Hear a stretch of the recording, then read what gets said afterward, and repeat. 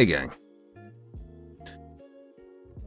Woke up this morning with a thought on my mind, and I wanted to share it, so I thought I'd make it into a little vlog video thing. Streamer advice. It's a common thing I see on Twitter, TikTok. There are people who produce videos, Harris Heller, Devin Nash, who specifically talk about things to help streamers, especially new streamers, improve, which is great. And I've watched a lot of those to learn for myself. But everybody seems to have advice for streamers. New streamers seem to have advice for other new streamers. Mid-tier, high-tier streamers, everybody has advice. Which, at the heart of it, 80% of them mean well. 20% are just trying to get engagement.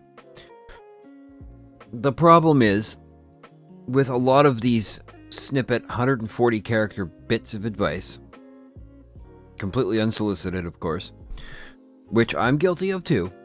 I was doing that for a long time as well, because applying things I've learned from marketing and other things from my previous work experience to streaming, I was trying to be helpful. I've stopped doing that for the most part because partly, nobody really cared, and why would I bother? Anyway, the problem I have with a lot of these things is that they don't give value or context.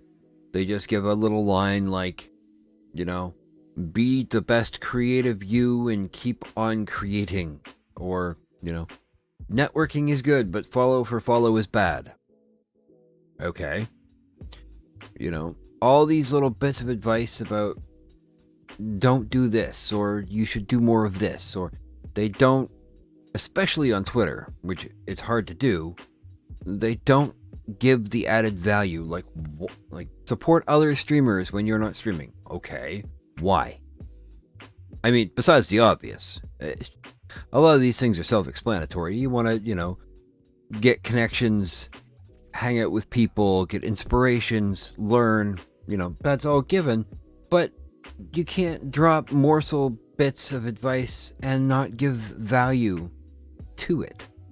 Nobody's going to listen to you if you don't present something and give them value. Because that's part of what makes advice worthwhile. You can't tell somebody, oh, you need to try creating on all the other platforms. Okay, well, yeah, because they increase your exposure. Yes, you will get more exposure for your streams elsewhere than you do streaming. We've established this because of discoverability and blah, blah, blah, blah. That's fine, but what's the value?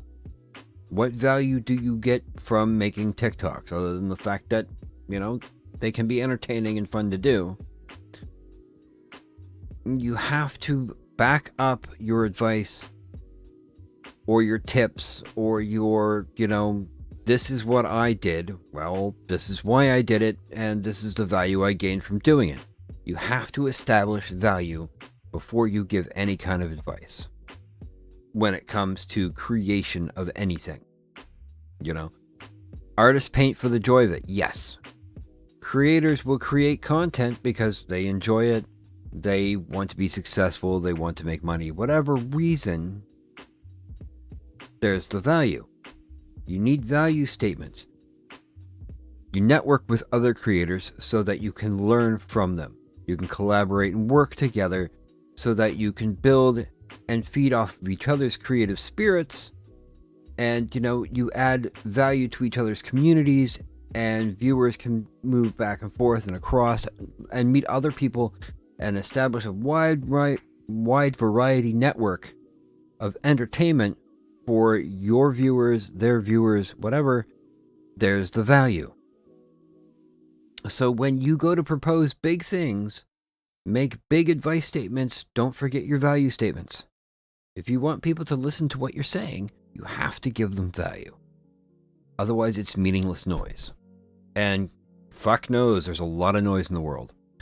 This video is largely noise because it's me ranting about things. That's how it works. You want people to listen to you, give them value. give them meaning, give them context.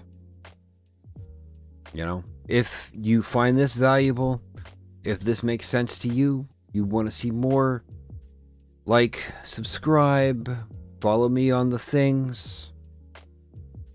I'm probably going to be ranting a lot more often because, well, I enjoy ranting. I find value in my ranting. Got it? All right. Take care. We'll see you next time.